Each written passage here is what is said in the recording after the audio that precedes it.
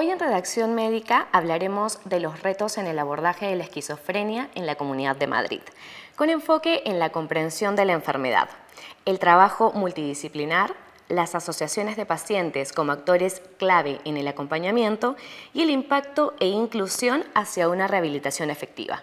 Para desarrollar este tema conversaremos con Ana Cabrera Cifuentes, directora general de la Asociación Española de Apoyo en Psicosis, AMAFE.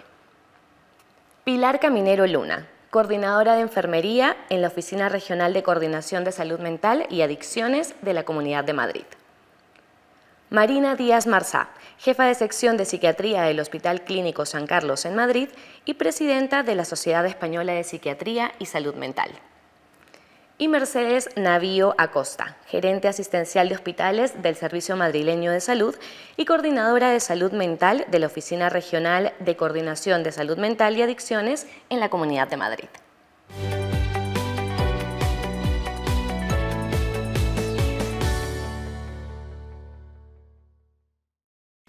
Bienvenidas y gracias a cada una de ustedes por estar aquí. Me gustaría iniciar este debate preguntándoles ¿qué entendemos hoy por esquizofrenia desde el punto de vista clínico? ¿A quién le gustaría comenzar? Bueno, pues comienzo yo. Bueno, lo primero que hay que decir es que la esquizofrenia es una enfermedad con un pasado oscuro, pero con un futuro muy prometedor. En los últimos 30 años ha cambiado de forma radical el pronóstico, la calidad de vida y la mejora en general de las personas que tienen esquizofrenia si reciben el tratamiento adecuado, ¿no? Que es, bueno, pues es multidimensional. Y dicho esto, bueno, pues la esquizofrenia es un trastorno mental que se caracteriza por alteraciones en las cogniciones, en las emociones y en la conducta, que tiene repercusiones significativas en la vida de la persona y que se caracteriza por un conjunto de síntomas, lo que llamamos síntomas positivos, síntomas negativos, síntomas afectivos y síntomas cognitivos. Los más, digamos, nucleares son los síntomas positivos y los síntomas negativos. Entre los síntomas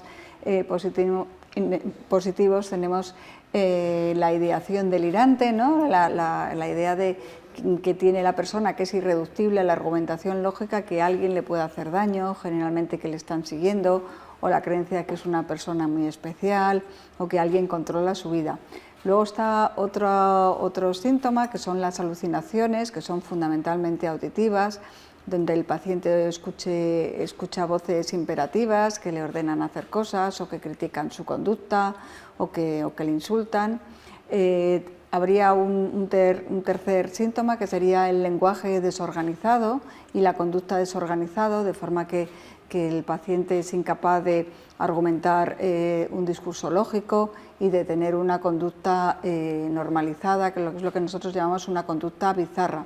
Luego está la sintomatología negativa, que es menos, se ve menos, pero que es también muy relevante y que a veces es resistente a los tratamientos más convencionales, que es el aplanamiento afectivo, la abulia, que es la incapacidad para tener iniciativa o empezar actividades, las asociaciones laxas, es decir, que tienen un lenguaje circunstancial, como un poco pueril, sin llegar a tener una profundidad importante, y también la tendencia al aislamiento o el autismo, de forma que tienen dificultad en tener relaciones interpersonales. Desde el punto de vista cognitivo existen también alteraciones de la memoria y de la atención y de la planificación de la memoria ejecutiva, y muchas veces existen también sintomatología afectiva, pues inestabilidad afectiva o sintomatología maniforme o depresiva. Y todos estos síntomas tienen que permanecer al menos 6 meses y producir una incapacidad en la vida de la persona para poderse hacer el diagnóstico. Perfecto. Ana. Sí. La misma pregunta. ¿Alguna cosa que quieras añadir? Yo añadiría, más allá de los síntomas clínicos que ha descrito Marina, añadiría los síntomas un poco prodrómicos, como esto a veces tiene un inicio insidioso a lo largo de la juventud principalmente, que ya va desorganizando la vida de la persona y de la unidad familiar, que no sabe muy bien por dónde vienen los tiros, ¿no? Y que falta mucha información. Luego, bueno, podríamos hablar del pre y del post, ¿no? Pero también hay un durante, que hablaremos posteriormente seguro, de la intervención de la detección temprana, la importancia de la detección temprana, la prevención, la atención y el diagnóstico temprano como formas de reducir la psicosis no tratada, y luego también el post, ¿no? O sea, que hay como un tema psicótico agudo, pero también hay un post, que es la vida de la persona, que hay que ayudarle a recuperarla, ¿no? A recuperar una vida con sentido, con expectativas, con entorno social, con red de apoyo, etcétera, ¿no? Perfecto. ¿Por aquí? Sí, bueno, añadir que también tiene unas características a nivel de disfuncionalidades, como pueden ser en el área de los autocuidados, ¿no? Que tienen un bajo insight, es decir, la conciencia de enfermedad, suelen ser personas que les cuesta aceptarla y no la conocen. La evolución, tienen dificultades en el patrón a menudo del sueño, de las relaciones sociales, de la autonomía, que esto es una cosa que trabaja la enfermería, ¿no? También en el tema del aislamiento social y todo lo que es las enfermedades aledañas, ¿no? Porque lo del síndrome metabólico, esto que viene como acompañado, pues también son personas que se dice que mueren antes, ¿no? Porque tienen una mortalidad anterior, la esperanza de vida menos, dado las complicaciones de las enfermedades cardiovasculares, endocrinos, etcétera, ¿no? Y también, bueno, lo de las relaciones sociales, que siempre puede haber en el patrón de relación social una afectación, y también, bueno, pues en el entorno y el aislamiento, ¿no? Mayormente, y etcétera. Bueno, ya hablaremos después, pero sí que son unas características de disfuncionalidades como muy concretas de la esquizofrenia. Vale, perfecto. Bueno, en este sentido, y desde el punto de vista de la gestión, no mucho más que añadir, más allá de subrayar el horizonte de futuro pronóstico que señalaba la doctora Díaz Marsa en cuanto a lo esperanzador y a cómo ha cambiado, ¿no? Yo creo que eso es muy relevante y además toca algunos de los aspectos que probablemente mencionemos luego, que tienen que ver con el estigma y particularmente con el autoestigma, que valoraciones de pronósticos sombríos de la clínica anterior, de hace ya muchos años, pues afortunadamente ha ido quedando atrás. Subrayar ese mensaje de esperanza en torno al pronóstico de enfermedad. ¿Qué factores de riesgo se asocian con la esquizofrenia?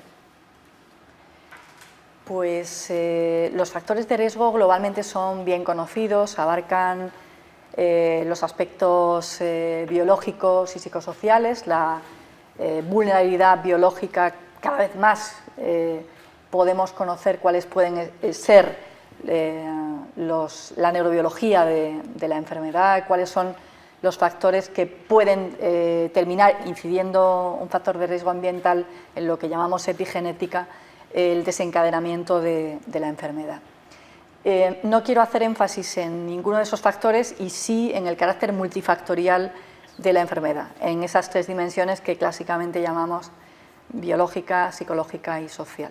Y luego hay factores de riesgo ambientales modificables bien conocidos, que es verdad que no son exclusivos de la esquizofrenia en algún caso, pero que son especialmente relevantes, como el consumo de sustancias y particularmente el cannabis o la cocaína, por poner solo ejemplos de drogas que tienen una capacidad de generar psicosis muy importante. Y en el caso del cannabis, además, hay evidencia amplia en torno a que esta psicosis pueda terminar deviniendo en una esquizofrenia. También lo señalo porque es un factor de riesgo evitable. Hoy por hoy todavía nuestras capacidades para modificar el genoma son limitadas, pero desde luego para prevenir factores como el consumo de sustancias o como pueda ser, por ejemplo, el estrés, las experiencias adversas tempranas con potencial traumático, todas ellas, el abandono, la negligencia emocional, el abuso en cualquiera de sus formas, pueden estar muchas veces detrás de un incremento de riesgo de esta enfermedad. Y todos ellos son modificables, son prevenibles, son evitables y todas las que hoy estamos alrededor de esta mesa estamos implicadas en esa prevención desde diferentes ámbitos. Yo incidiría ahí que las alteraciones neurobiológicas, fundamentalmente a nivel dopaminérgico o a nivel del glutamato, pueden hacerse patentes con todos estos factores psicosociales que pueden afectar sobre esa vulnerabilidad biológica y genética. Es decir, que sobre alguien que tiene, porque es una enfermedad que es heredable, es decir, si tienes un familiar de primer grado, padre o madre, que tiene esquizofrenia, el riesgo de que tú tengas esquizofrenia es mayor. Esto no quiere decir que la tengas que desarrollar, pero sí que tienes un mayor riesgo y, por tanto, en estas personas, el incidir sobre esos factores ambientales que pueden hacer que la enfermedad aparezca, pues es muy importante. Fundamentalmente, como decía la doctora Mercedes Navía, el consumo de cannabis. Actualmente yo te diría que el 95% de los primeros episodios psicóticos de esquizofrenia que ingresan en las unidades de agudos tiene relación con el consumo de cannabis. O sea, por debajo de los 21 años el cerebro es lo suficientemente vulnerable como para que el consumo de este tóxico pueda hacer que alguien desarrolle esquizofrenia. Y esto es muy importante porque así como el consumo de tabaco la población lo asocia al cáncer de pulmón, sin embargo no estamos asociando el consumo de cannabis a la posibilidad de desarrollar esquizofrenia. ¿Qué retos presenta su diagnóstico y cómo afecta el estigma? Me gustaría desde la visión más social, ¿vale? Pero dentro de que ni soy médico ni lo pretendo, no sé qué opinión tendréis sobre esto, ¿no? Y también la lanzo un poco a la mesa, ¿no? Creo que a veces se infradiagnostica por cómo va a interrumpir este diagnóstico en la vida de la persona, no pongamos etiqueta, etcétera, pero que eso puede dificultar el tratamiento. Otras veces se puede sobrediagnosticar a raíz de un episodio psicótico, ya hablamos de esquizofrenia, sin haber dejado el tiempo necesario. Y no sé si estáis de acuerdo en que muchas veces la información que se proporciona pues no es suficiente o a lo mejor no se da de una forma tan empática o no se explica que, bueno, pues que el diagnóstico creo que puede ser un punto de inflexión tanto para una desesperanza máxima como para un camino de recuperación, ¿no? O sea, yo no le veo tanta connotación al diagnóstico en sí mismo, sino al cómo se dice, cuándo, no sé cómo lo veis. Pero sé que es un debate ahora, la etiqueta diagnóstica, la no etiqueta, Yo creo que hay diferencia entre alguien que se llama duración de la psicosis no tratada, el periodo en el que una persona presenta síntomas psicóticos, pero digamos no ha existido un abordaje terapéutico, ¿no? Entonces, de cuánto dura esa psicosis no tratada muchas veces va a depender el pronóstico. En las personas que debutan con síntomas positivos, como suelen ser muy llamativos, pues a veces es más fácil hacer un diagnóstico, porque estamos hablando de una enfermedad que tiene un diagnóstico clínico. No existe ninguna prueba diagnóstica que nos diga esta persona tiene esquizofrenia, sino que es un diagnóstico puramente clínico. Si existen esos síntomas positivos es más fácil, pero si la enfermedad aparece de forma más larvada, como decía Ana, con síntomas más negativos, más afectivos, más de abulia, de aplanamiento social, de aislamiento, es verdad que es más difícil hacer el diagnóstico y ahí estoy de acuerdo en que muchas veces cuesta, ¿no? Yo creo que a los clínicos y a veces a las familias aceptar esa etiqueta, lo cual, bueno, pues es verdad que empeora el pronóstico, porque cuando tenemos un diagnóstico podemos hacer todo lo que está en nuestra mano para poder hacer el tratamiento más adecuado. Y a veces el estigma de las familias o el autoestigma, ¿no?, hace que muchas personas oculten síntomas o que las familias tengan un poco miedo a este diagnóstico.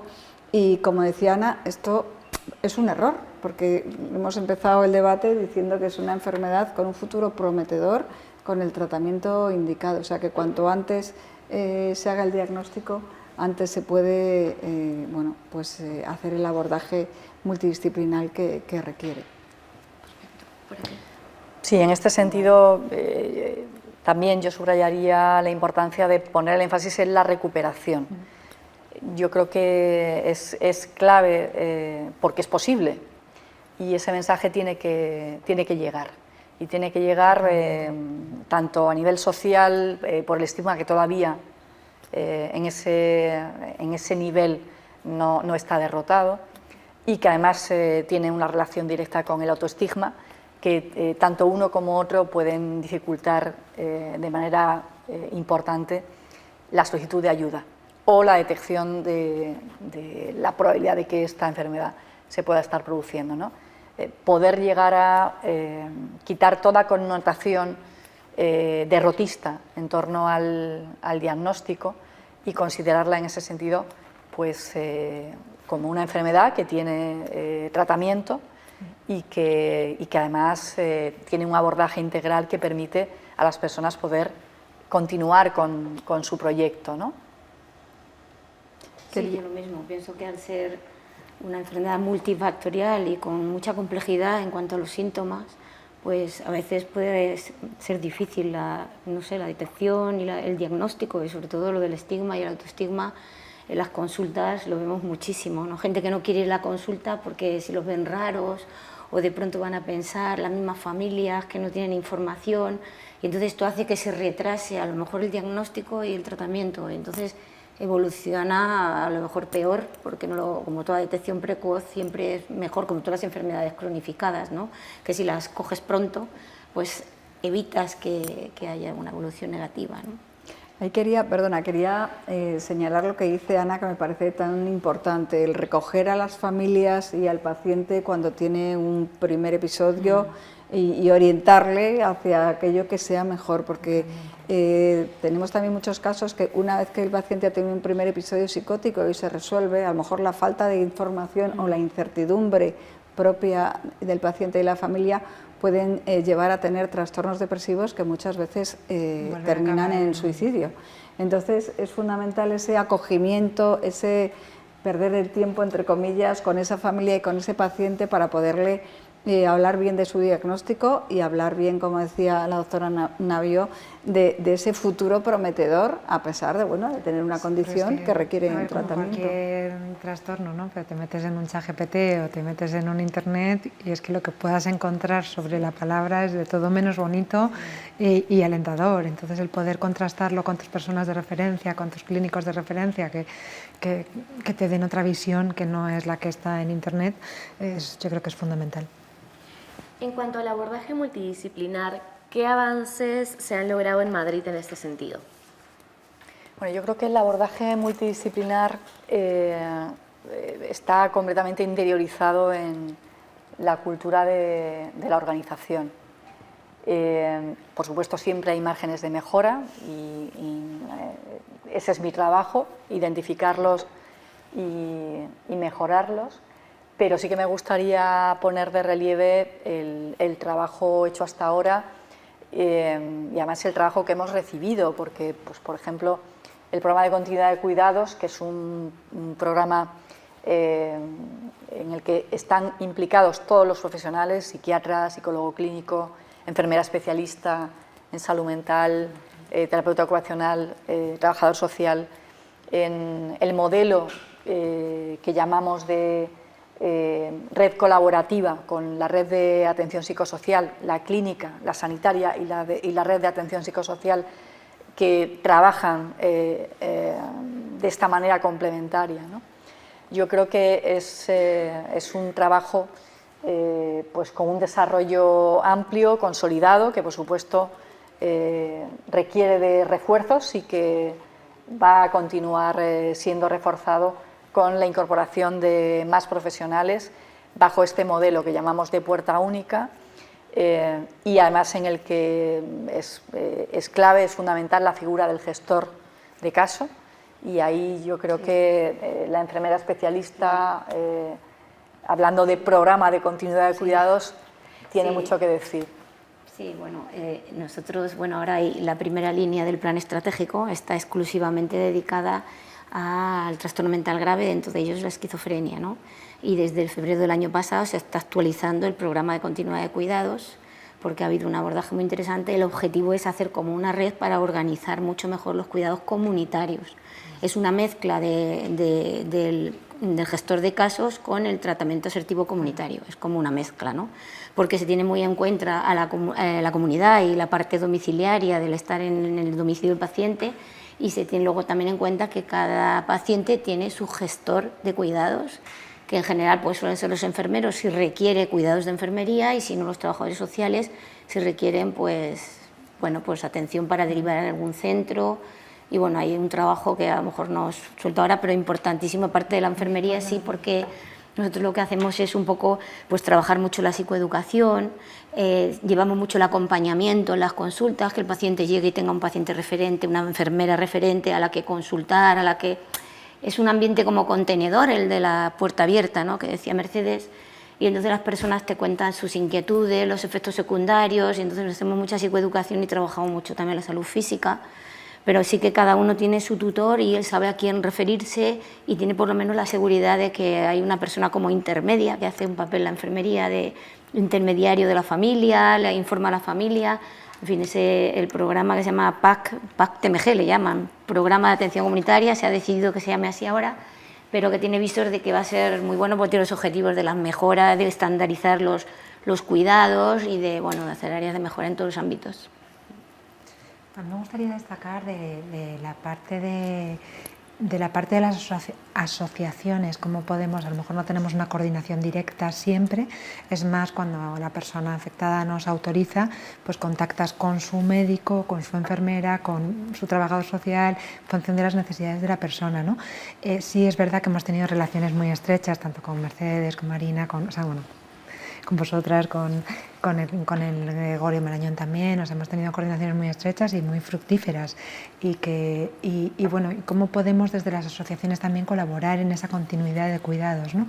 Porque muchas veces va más allá de lo clínico, muchas veces es más un tema de una escucha empática, de una atención muy centrada en la persona, que no sea excluyente, que porque atiendas a la persona no puedas atender a sus familiares, aunque no les vayas a hablar de la persona. Lo que pasa con la persona es lo que pasa con la persona, y lo que pasa con sus familias va por otro lado, ¿no? Pero que puedas atender a ambos, ¿no? Porque al final forman un núcleo de una unidad familiar, una unidad de cuidado, y es el entorno natural de la persona, que es donde tiene que desarrollarse. Y luego iniciativas que a mí me parecen muy bonitas y muy potentes y que ya van avanzando. Ya no es nuevo, esto lleva ya muchos años, ¿no? Los equipos de apoyo sociocomunitario, los EAS, me parecen de las iniciativas más potentes que tiene la Comunidad de Madrid en este sentido, en la Consejería de Familia, y esperamos que estéis en estrecha colaboración, y que también se deriva desde los centros de salud mental, ¿no? Y son equipos al final compuestos por psicólogo, trabajador social, educadores sociales, que en estrecha colaboración con los centros de salud mental, con las enfermeras, con los médicos, pueden acudir a los domicilios de las personas a ayudar en esa mejora de la autonomía y de la funcionalidad dentro del domicilio, pero también en su área de pertenencia, ¿no? En su distrito, en su centro cultural, en su centro deportivo. Es una forma también de que las personas de verdad se integren en la comunidad, y no solamente una superación clínica, ¿no? Sino poder ir mucho más allá. Entonces, a mí, por ejemplo, son recursos que me parecen súper bonitos, muy interesantes y muy, deseable que se potencien. Es un abordaje que está muy capilarizado desde los recursos de alta complejidad, como por ejemplo en los que trabaja la doctora Marina Díaz Marsá, en hospitales de día muy especializados, y otro tipo de recursos también de esa complejidad. El centro de salud mental, que es el eje en el que esta atención se produce y se establece esa coordinación de la que hablaba con los recursos de la Consejería de Familias. Es a ello a lo que llamaba modelos de puerta única. Muchas veces se habla de la ruta sociosanitaria en general como una aspiración a lograr, ¿no? Yo creo que en salud mental esa ruta sociosanitaria tiene un amplio recorrido, y además estamos muy implicados todos, además en el ámbito clínico, la sociedad científica, por supuesto, el tercer sector, y nosotros desde el ámbito de la gestión en servicios centrales. Yo quería destacar también que la Comunidad de Madrid es pionera en investigación en este campo, desde los programas de intervención precoz que están en los diferentes hospitales.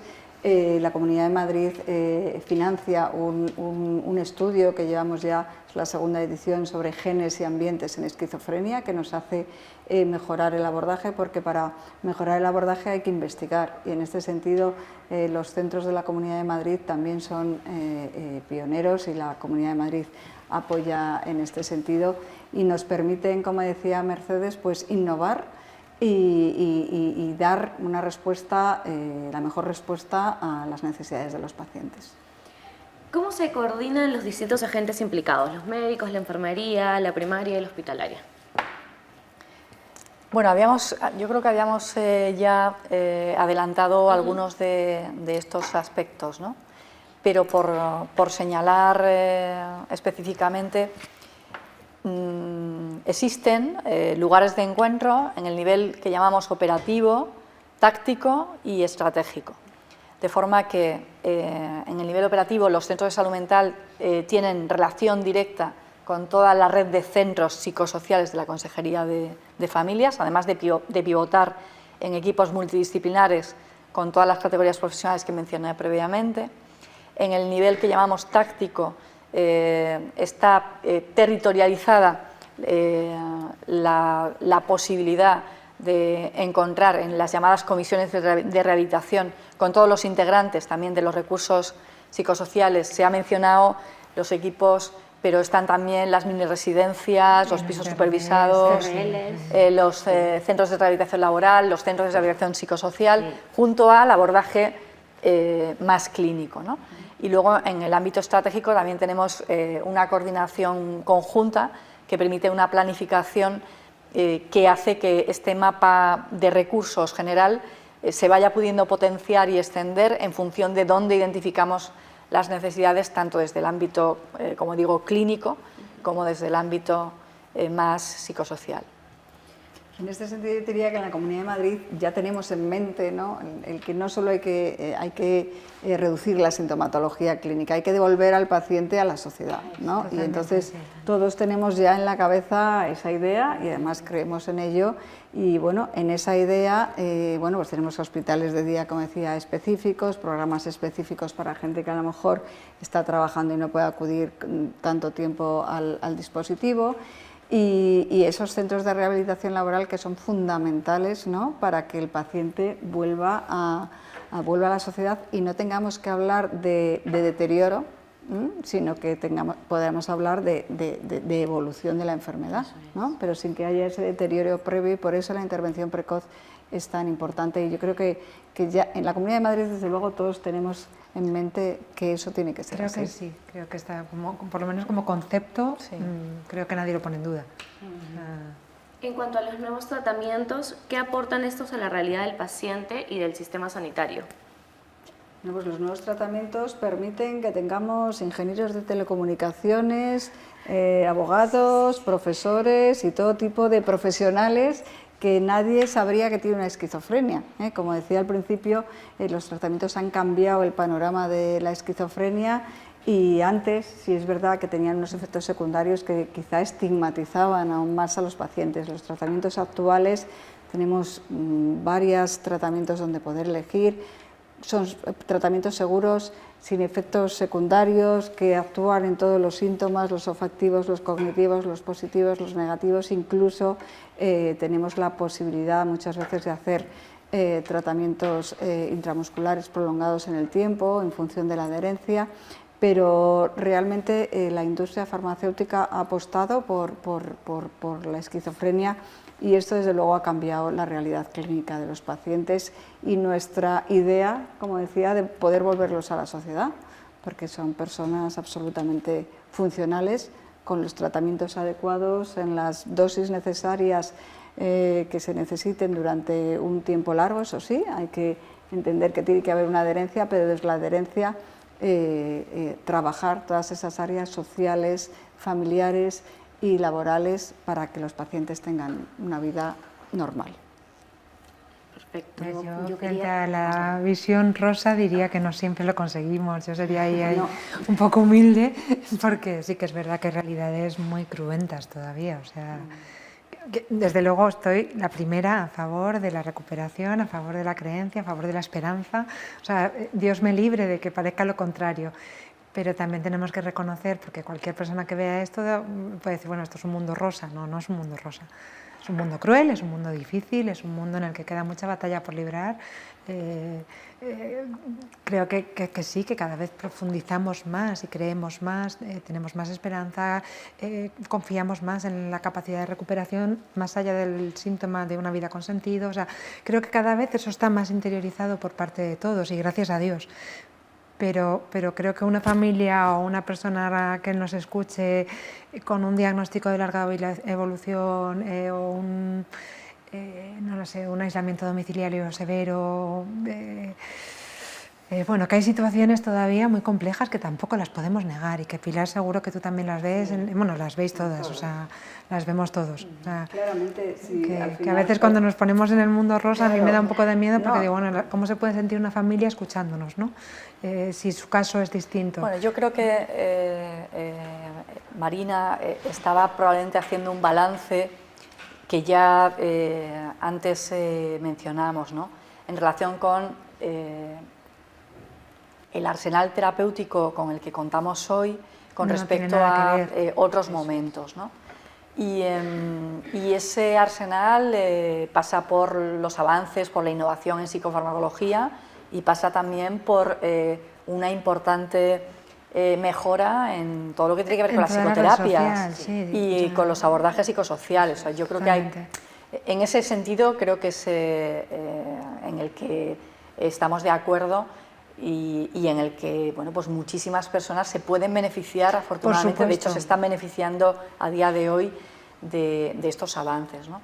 El que el pronóstico haya cambiado de forma significativa no es óbice para, bueno, pues, también saber que en ocasiones este pronóstico pues, Bueno, puede a ver, ser si yo no- diferente. o sea, era no negarlo, ¿no? Claro, o sea, no, por supuesto. igual Yo que, creo bueno, que además aquí la mayor parte de las personas con un sí. trastorno de salud grave, no sé qué, pues ya hablas de un tumor de mama y a lo mejor ya no hablas tan drásticamente como hace 30 años. O sea, a lo mejor ya es algo que tiene, o sea, que no siempre va a ir bien, por supuesto, ¿no? Pero que reconozcamos que existe la posibilidad de que no siempre va a ir bien. O sea, la evolución como puede cualquier ser, otra enfermedad. O sea, sí, yo quizá, Ana, eso sea, desde mi punto de vista, lo que podamos matizar, ¿no? Porque es verdad que ponemos mucho énfasis en la desestigmatización, precisamente porque es verdad que es un ámbito es tremendo. que ha sido, y todavía, aunque cada vez menos, sigue siendo un ámbito con mucho estigma. sigue siéndolo, sí. Y bueno, pues desde ahí yo creo que es de donde ponemos el acento en la importancia, ¿no? de terminar, de erradicarlo, ¿no? Pero sí, es verdad que no siempre la evolución clínica es la óptima, como pueda suceder en otras enfermedades. Está claro, o sea, de otras especialidades, ¿no? Y en ese sentido yo creo que, bueno, pues esa comparación bueno, pues también nos puede resultar útil, ¿no? Y en cualquier caso, de ninguna de las maneras paralizante. No, Las por 4 supuesto. personas que estamos aquí hoy somos unas convencidas de... Y unas luchadoras, de o lo sea, creo que mucho si algo nos define a todas es que hemos luchamos, hecho y que podemos seguir luchamos con haciendo. vocación y No, con... y yo creo que es muy o sea, importante, que yo siempre lo digo en la universidad, cuando estás trabajando sobre una enfermedad, el dar a entender que tú crees en la evolución positiva. Por supuesto. A ver, que es que no todos los profesionales en las enfermedades crónicas piensan así. Tú vas al médico y notas cuando un médico te está mirando y diciendo, uy, qué mal vas a ir. O te está diciendo, vas a evolucionar bien, como comentan las doctoras, ¿no? Entonces esto es muy importante, creo que es muy importante. Con referencia Entonces, al diagnóstico antes, ¿no? que no quiere el decir- darlo de una manera esperanzadora o darlo de una eso, manera que y sea una Ana, no sentencia. quiere, o sea, no es quiere que desde decir ahí... que no haya tareas pendientes. Yo creo que lo de los efectos secundarios psicofármacos todavía es una tarea como que continuamente se está trabajando, ¿no? Con las nuevas innovaciones farmacológicas, con siempre cambiar tratamientos, adaptarlo a los pacientes, escuchar a los pacientes que a mí me molesta esto, que tengo discinesias, entonces siempre se está cambiando, o sea que esto es una historia, como yo creo que se tiene muy presente, ¿sabes? Y es verdad también, que falta, pero sí que es importante que seamos un poco como, entre comillas, ilusos de optimistas, sí, como ha empezado Marina, ¿no? Es decir, es que esto es positivo y tú lo ves en internet y dice evolución negativa y discapacidad de la enfermedad y te quedas flipando. Claro, no, Cuando es hay tremendo, un o sea, 35%, no sé cuánto he visto, un 30% de esquizofrenias que remiten en un primer episodio, creo yo, ¿no? Más o menos. Entonces, que es importante tener esa idea como positiva. Nosotros tenemos innovaciones, ¿no? Hemos puesto, ya que has preguntado, si no abuso mucho de la palabra, tenemos lo de la salud física, ¿no? Trabajamos mucho, esto es muy importante, que no todo el fármaco, es que la salud física, o sea, los pacientes, el cuarteto de la muerte, ¿no? Que le llaman la dislipemia, la hipertensión, la obesidad, y nosotros esto hay que trabajarlo, es muy importante que las personas hagan ejercicio físico, que buena alimentación, que trabajen el estrés, que es lo que comentaba la doctora Navío de la psicoterapia también, o sea, que no es que la esquizofrenia es fármacos y antipsicóticos, sino que es multifactorial y esto es muy importante. Nosotros trabajamos la salud física y están evolucionando positivísimamente los pacientes y estás haciendo una prevención de que evolucione mal, ¿no? Y luego tenemos otros programas, por ejemplo, los grupos de psicoeducación, que ahí se trabaja la conciencia de enfermedad. Las personas tienen que saber cómo son sus síntomas, cómo evolucionan, etcétera, ¿no? Visita domiciliaria, que ahora está muy de moda. Es decir, que tenemos muchas innovaciones ahora, que no solo son los psicofármacos, que yo no digo que no, ¿sabes? Pero incluso Has unidades de puesto psiquiatría un de... ejemplo muy bueno, que es el cáncer de mama, ¿no? Sí. A ver, porque lo he vivido muy cerca, ¿no? Claro, Sí, pero que es una enfermedad que antes tenía un pronóstico que antes peor, decían, Dios mío, tengo un tumor en la mama, y decías, bueno, ya me he muerto, ¿no? Y ahora te lo dicen y dices, bueno, vamos a ver, o sea, va a ser duro, pero vamos a ver. Claro. O sea, no, ya no dices, ya me he muerto, ya dices, vamos a ver. Entonces ya hemos cambiado. O sea, Bueno, como en medicina pues todo puede ser, ¿no? Pero yo sí que creo que ha cambiado, ¿no? La realidad.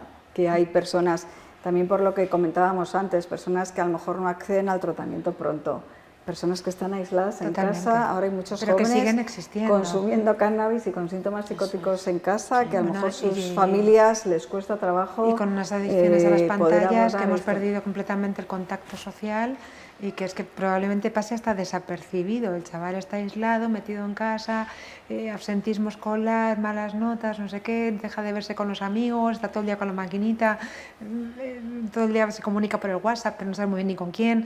Es que es un reto, o sea, es un reto. Sí, en esas situaciones es complejo, por eso de ahí un poco el también mensaje positivo de que el abordaje puede mejorar, ¿no? Esas situaciones que en principio pueden ser duras de abordar, ¿no? Pero bueno, que sí que existen, como en medicina, yo creo que, como decía, el futuro es esperanzador. En medicina no todo es blanco o negro, y también hay algún caso más complicado. No, y que gracias a Dios, o sea, que vamos cada vez más hacia el blanco, que de verdad que yo soy defensora de esa visión también, la primera, ¿vale? Pero que a veces cuando lo pintamos muy rosa, digo, bueno, yo pienso en casos que veo en Amanfe todos los días, digo, ¿y a esta familia cómo le digo yo esto tan rosa? Me imagino que os pasa también, ¿eh? O sea... Bueno, es moverse en ese equilibrio, ¿no? Y yo creo que quienes estamos de una u otra forma cerca de la realidad ponemos el énfasis en lo esperanzador, pero sin hacer un planteamiento triunfalista, que yo creo que ninguna de nosotras tiene ese planteamiento. Ana, ¿qué papel desempeñan hoy las asociaciones en Madrid?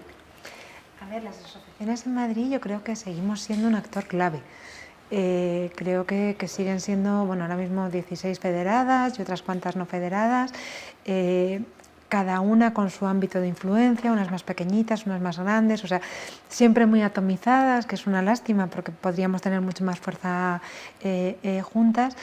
Pero a pesar de todo, un poco por las evaluaciones, el feedback que nos dan, pues son entornos libres de prejuicios, no medicalizados, donde la atención está muy centrada en la persona, y por persona nos referimos a una persona con experiencia propia, a una madre, a una pareja. O sea, por persona nos referimos a las distintas personas que acuden a nosotros y que pueden ser miembros de la misma familia o de otras.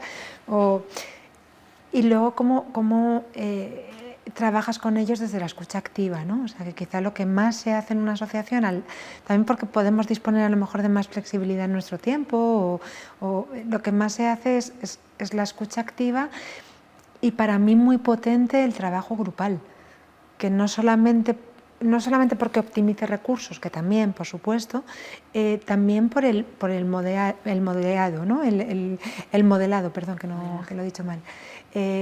Muchas veces en estas personas lo que nos encontramos es una situación de aislamiento social brutal, ¿vale? El hecho de poder, pero también en las propias familias, o sea, mucho estigma, mucho miedo, mucha confusión, mucha necesidad de expresión emocional y de contención, que el hecho de tener un espacio de escucha activa, donde no te va a juzgar nadie, donde se te va a entender, donde además te vas a encontrar con otros pares que van a poder darte su propia visión de lo que han pasado, que no estás solo, que no te ha pasado solo a ti, ¿no? Eso a nivel familiar, pero es que a nivel de la persona afectada 3/4 de lo mismo, ¿no? O sea, llegar a un entorno donde puedo recuperar actividades de ocio, donde puedo recuperar actividades también psicoeducativas, también más de potenciación de autonomía, de habilidades básicas de la vida diaria, habilidades instrumentales, pero también de ocio y de deporte, ¿por qué no? ¿No? Y también mucho de grupos de pares y mucho de grupos de autoayuda, ¿no? De cómo podemos ayudar desde la propia experiencia vivida, ¿no? Y creo que eso es un enfoque muy enriquecedor. Y luego también la horizontalidad, ¿no? de la asistencia. O sea, porque al final allí pues son otros familiares, son otros pares, sí, pueden ser psicólogos, pueden ser terapeutas, pueden ser trabajadores sociales, pero siempre es desde una horizontalidad la máxima posible, ¿no? Entonces, bueno, pues eso creo que hace que sean espacios de valor, ¿no? Complementarios, o sea, para nada excluyentes, ni todo lo contrario, complementarios a todo lo clínico y a todo lo psicosocial que ya se hace, pero creo que valiosos. Mencionabas un poco las necesidades que tienen los pacientes. ¿Qué acciones están en marcha para cubrir esas demandas desde las asociaciones? A ver, yo creo que la mayoría de asociaciones trabajamos con programas de apoyo psicosocial, tanto para familiares como para las personas con experiencias vividas, diferenciados. Trabajamos mucho desde el apoyo mutuo, también igual en allegados, familiares, incluso diferenciando, ¿no? Temas para padres de personas más mayores, temas para padres de jóvenes, temas específicos para hermanos, que también ocupamos hoy en día, aún empezamos a estar en primera línea de fuego y también tenemos que tenerlo muy presente, ¿no? Para hijos, que también los tenemos. Entonces, bueno, creo que hay como muchos abordajes y que en todos se pueden buscar líneas de apoyo mutuo que son muy, muy favorecedoras, ¿vale? Luego, desde luego, pues casi todas tenemos programas que replican un poco en pequeñito, ¿no? O que hacen sus piquitos con programas muy paralelos en la red social, ¿no? Como pueden ser los CRL. Los CRL son centros de rehabilitación laboral. Casi todas las asociaciones tenemos algún programa implementado de itinerarios laborales o más de uno, o programas formativos. No sé, en la MAFE tenemos más de uno. Varios programas formativos con la ONCE, varios programas formativos con la ONCE y con fondos europeos, varios programas de itinerarios laborales, de apoyo a mantenimiento en el puesto. Tenemos un servicio bastante grande en ese sentido, ¿no?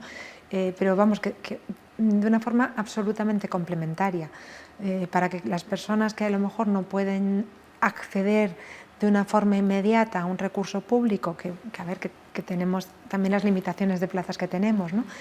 Pues bueno, que tengan otras alternativas, ¿no? Que asociándose en una MAFE de turno pues puedan recibir esa atención, ¿no? Que como decía Ana, lo laboral y lo social es indispensable para el ser humano, ¿no? O sea, es lo que de alguna manera, ¿no? Es que ocio, pues deporte... y esta enfermedad aparece en personas adolescentes o en adultos jóvenes, ¿no? Con lo cual a veces hacen que la formación o la integración laboral o la red social Totalmente. Se vea interrumpida. Por eso es tan importante el papel que hacen las asociaciones familiares promoviendo estos aspectos. El papel que hacemos todos ayudándonos, ¿no? Pero que todos estamos en el mismo barco y para lo mismo, o sea que... El papel del tercer sector, del movimiento asociativo, sin duda es encomiable y complementario, como se ha dicho. Y además es una institución, porque... Desde los años 80. Efectivamente. El movimiento asociativo nació en Madrid pues prácticamente con la reforma psiquiátrica. Y bueno, pues, son referentes de compromiso y son además una garantía de que como sociedad estamos articulados y bueno, son muy fuente de cohesión, ¿no? Y luego, como ha dicho Ana, se trabaja con las consejerías y particularmente en este caso con la Consejería de Familia y Políticas Sociales de manera muy imbricada, muy hibridada. Yo creo que en ese sentido son una inspiración y un ejemplo. Sí, yo también creo que sin ellas el abordaje sería completamente incompleto, ¿no? Me parece a mí. Tendríamos que coordinarnos inclusive me gustaría más. Que tuviéramos más alcance, ¿no? Pero bueno, dentro del pues lo que nos permite, ¿no? El ser entidades sin ánimo de lucro, que no siempre tenemos medios o capacidad. Pero vamos, yo creo que dentro de lo que nos permite sí que se optimiza mucho el resultado, ¿no? Ahora se están creando grupos, no sé si conocéis, de los grupos de multifamiliares, son muy interesantes porque van todos es un ambiente clínico, pero está un profesional sanitario y vienen las asociaciones y los familiares. Esto está dando unos resultados súper buenísimos a la hora de la conciencia de enfermedad y la evolución. Y luego estamos también los grupos de ayuda mutua, que también los tenemos, ¿no? Y formamos algunos líderes, ¿no? Claro. Estos son como cosas novedosas, súper esperanzadoras, ¿no? Para la coordinación. Como para una persona afectada, el recuperar un rol activo, eso es. El poder ser referente para sus pares, el poder, o sea, es que es importante. Es una fuente de empoderamiento y de salud a raudales, ¿no? O sea, que es que creo que es fundamental, vamos. Y su voz es insustituible, tanto la de las personas directamente afectadas como la de las familias. Y en ese sentido, esa portavocía que tiene el movimiento asociativo es imprescindible. Pero también creo que, o sea, en este caso lo agradezco, pero también creo que es porque muchas veces se hace en primera persona. Sabéis que, que nuestras juntas directivas están compuestas de familiares, de personas con experiencias vividas, nuestros equipos profesionales también, o sea, estamos todos como muy mezclados, ¿no? Muy integrados, vamos, realmente son asociaciones de pacientes y de familiares que nos permiten entrar a los profesionales, o sea, y bueno, y luego hay personas que estamos en los dos lados, ¿no? Pero que eso... Y sí que creo fundamental eso, los espacios de coordinación que nos permitís o los espacios donde podemos llegar, pues que para nosotros es imprescindible también, o sea, que es vital que sea bilateral. En cuanto al impacto e inclusión y en el camino hacia una rehabilitación efectiva, ¿cómo impacta la esquizofrenia en la vida social, laboral y personal? Bueno, yo creo que lo hemos estado comentando, ¿no? A lo largo de la mesa, pero yo creo que el foco es el momento en que se produce la enfermedad, ¿no? En los adolescentes y adultos jóvenes, ¿no? Que es un proceso de desarrollo, es un proceso de formación, es un proceso de incorporación al mundo laboral y es un proceso en el que se establecen los vínculos, bueno, tanto de amistad como de pareja, ¿no? Si alguien en este momento pues tiene afectada o tiene dificultad para desarrollar estos aspectos de la vida, pues claramente va a tener una discapacidad, una disfunción.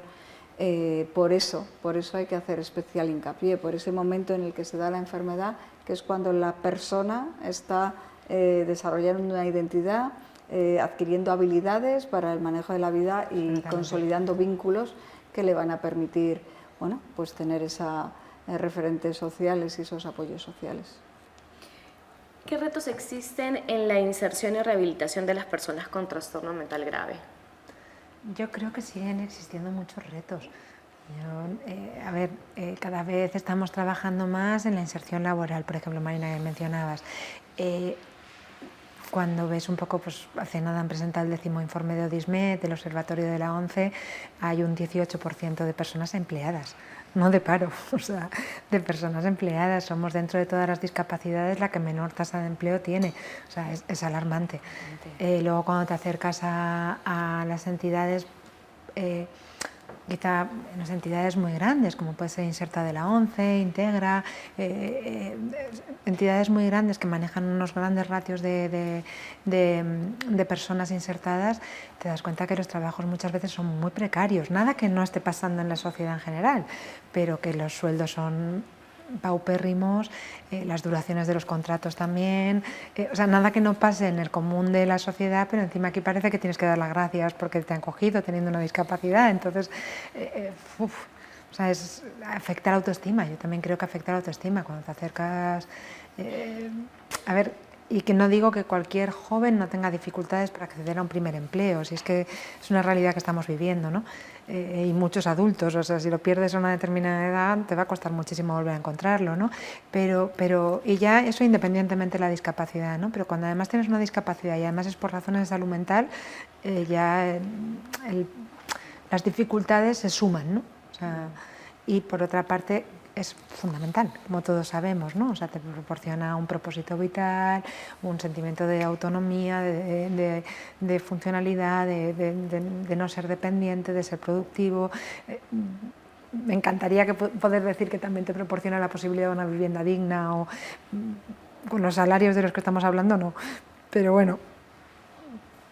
Es verdad que hay un gap significativo en la discapacidad producida por un trastorno mental con respecto a otras discapacidades.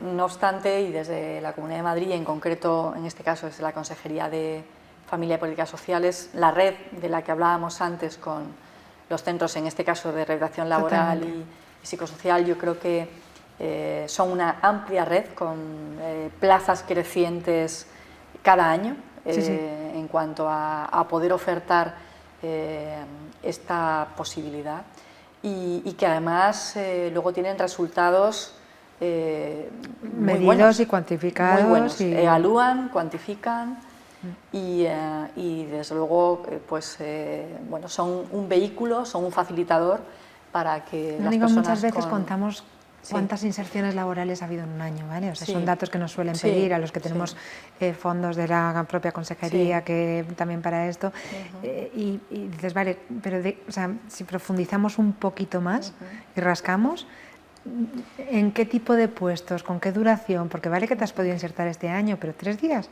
en un puesto... O sea, ¿sabes lo que te digo? O sea, que a veces... Yo creo que ahí hay un camino por recorrer, tanto desde el punto de vista bueno, pues de potenciar estas estrategias de forma sistémica, como también desde el punto de vista estrictamente social. Totalmente. Yo creo que aquí tenemos también todavía recorrido por delante. Totalmente, y que no es puramente clínico para nada. No, aquí estamos hablando, de hecho, multifactorial y más social casi que clínico. Probablemente quien podría mejor hablar, al menos desde el ámbito de la administración, sería nuestro compañero Abelardo. Sin duda. Abelardo Rodríguez es el coordinador de toda la red de atención psicosocial en la que están incluidos estos recursos y que además, como digo, además de crecer anualmente en capacidad de plazas, también evalúan sistemáticamente cuáles son los resultados. Y son algo súper consolidado, o sea, que nace casi con la reforma y cada vez más consolidado y más... Muy bien coordinado todo. Yo en una ciudad como Madrid también resaltaría la necesidad de trabajar en la soledad, ¿no? O sea, muchos de nuestros pacientes están muy solos. Ellos tienen una dificultad, ¿no? en las relaciones interpersonales, pero Madrid es una ciudad grande donde muchas veces es difícil ponerse en contacto con otras personas y donde además las redes sociales tampoco están permitiendo esos contactos reales. No ayudan. Bueno, pues hay relaciones que no son reales, que son telemáticas. Y me parece especialmente importante porque el ser humano es un ser social, necesita vínculos y sin eso bueno, pues, puede aparecer, ¿no? Pues, trastornos afectivos, depresivos o deterioro que desde el tener vínculos sociales se podría evitar. Totalmente. Y también es importante, ¿no? A veces una de las cosas que más encuentro a veces en los pacientes es esa soledad no deseada. Estamos llegando ya a la parte final, pero no me gustaría dejar de preguntarles, y también por hacer hincapié, ¿qué recursos y estrategias están funcionando actualmente en la Comunidad de Madrid? Mercedes, quizás nos puedes dar mayor detalle. Bueno, pues de las estrategias y particularmente en esta materia, yo señalaría la fortaleza de la red, el crecimiento continuo de la red de atención psicosocial que ya he mencionado previamente, también la potenciación, el refuerzo que tiene que ver con las relaciones con el tercer sector y en este sentido también hay una política desde la Consejería de Familia que tiene que ver con el apoyo y la ayuda al movimiento asociativo de diversas formas, también con apoyo económico a través de convocatorias de ayudas públicas y bueno, esto en cuanto a los aspectos más formales. Y en los informales, pues yo también en este caso subrayaría lo que comentaba Marina en torno a la soledad de la que se hacía mención, ¿no? Es verdad que probablemente en alguna medida el mundo analógico frente al digital tenía estas facilidades de establecer vínculos más directos. No obstante, también aquí no soy pesimista en absoluto y creo que, bueno, que es otro de los ámbitos en donde también se está trabajando mucho. De hecho, parte de la rehabilitación laboral tiene que ver con espacios como los de digitalización, con aprendizajes en estos ámbitos y está habiendo un desarrollo importante que también bueno, nos está demostrando las capacidades que las personas con trastorno mental grave tienen y particularmente con esquizofrenia. Y bueno, pues decir de nuevo que el compromiso es permanente, tanto desde el ámbito de la Consejería de Sanidad como desde el ámbito de la Consejería de Familias y del conjunto del Gobierno de la Comunidad de Madrid, y que por supuesto vamos a seguir trabajando en estas líneas y en salud mental de esta forma rica y multifactorial, porque sigue siendo y seguirá siendo una prioridad para la Comunidad de Madrid. Perfecto. ¿Alguna cosa que quiera añadir alguna de las presentes? La pregunta sí, relacionada a los retos que se asumen ahora en la Comunidad de Madrid, las estrategias. A ver, me gustaría destacar, me gustaría que Marina a lo mejor pudiera hablar de las unidades específicas, ¿no?, de atención precoz, que me parece que es algo en lo que se está avanzando mucho, ¿no?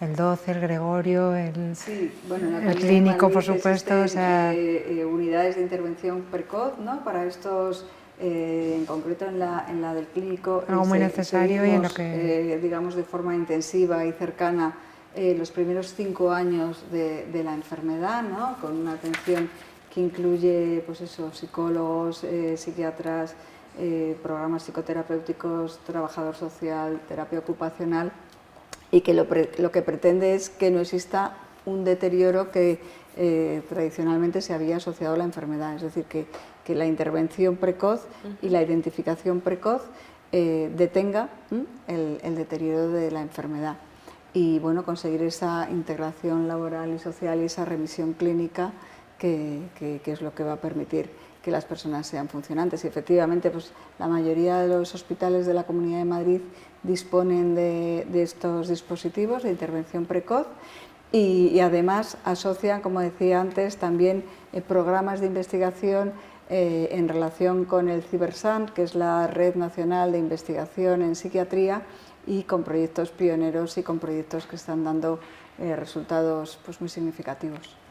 Perfecto. A mí me gusta mucho también la otra iniciativa, la de enlace clínico con centros escolares, que lleváis a cabo en el Marañón, en La Paz, no sé si 80 y tantos centros atendidos. Son varios programas piloto que estamos extendiendo en la Comunidad de Madrid, de la mano de la Consejería, en este caso de Educación.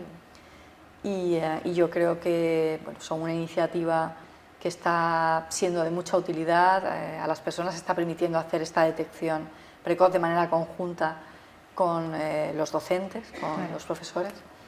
Y luego la reinclusión, ¿no?, también, por la sensibilización y la reinclusión. Hemos puesto mucho énfasis en el ámbito laboral, pero es verdad que en el ámbito académico, sobre todo en edades tan tempranas como se ha mencionado, pues es también especialmente importante, ¿no? Que no haya interrupción en el ámbito académico o que esta, si se produce, sea lo más limitada en el tiempo, ¿no?